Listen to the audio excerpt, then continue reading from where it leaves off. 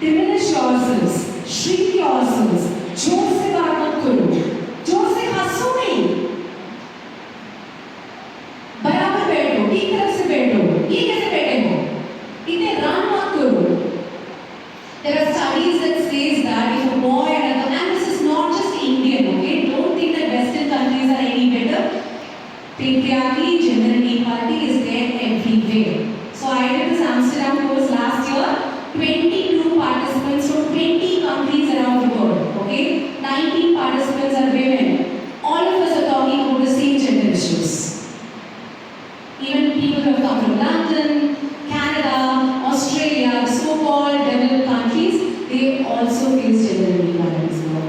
Okay, so we constantly told that aise mat ho, aise raho, aise mat raho, aise raho.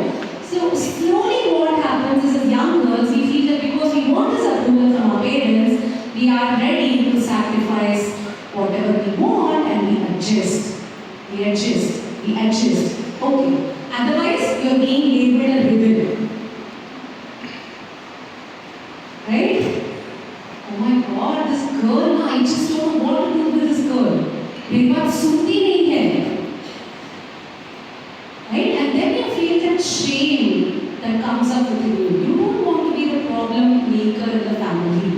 So you adjust. You let go of the things that you would have wanted. You wear that lehenga, even though it is uncomfortable for you. Right?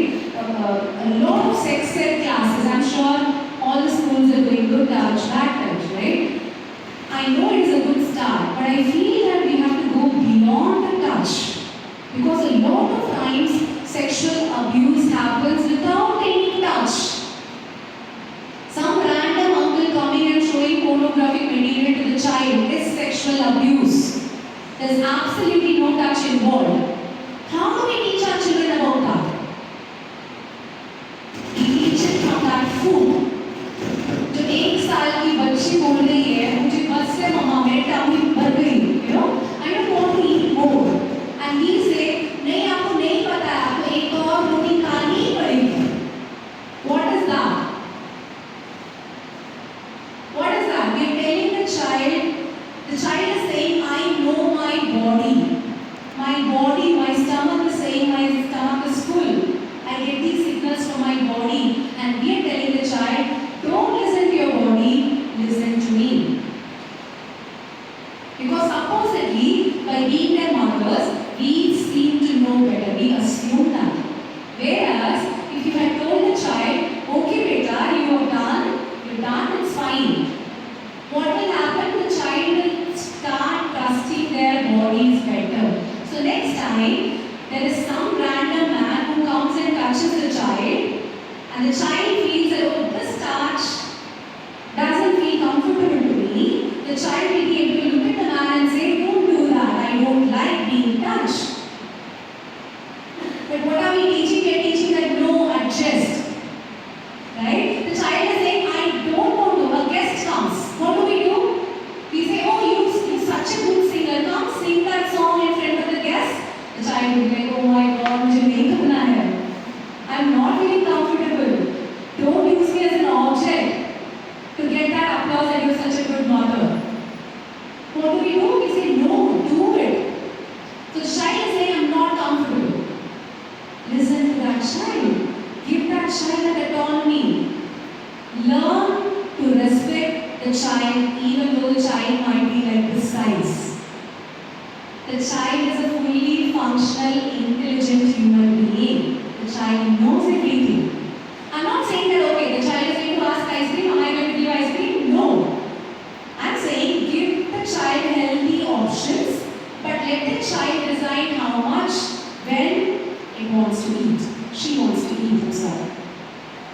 Okay, so right from childhood, we are constantly taking away the autonomy. Does it happen for boys? Yes, it does. But it happens for girls more. Agree? Right?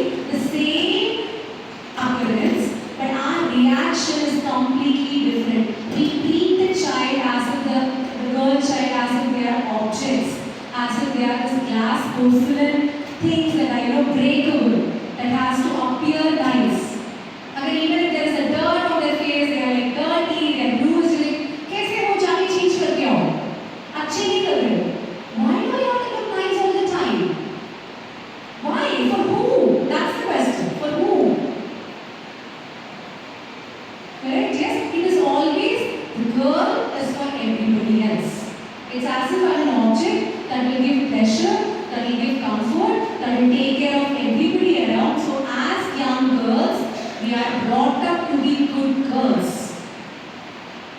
So this syndrome that we call good girls syndrome. So all the good girls, how many firstborns here? Firstborn girls. All the more problematic. First girl myself. You're constantly made a responsible person.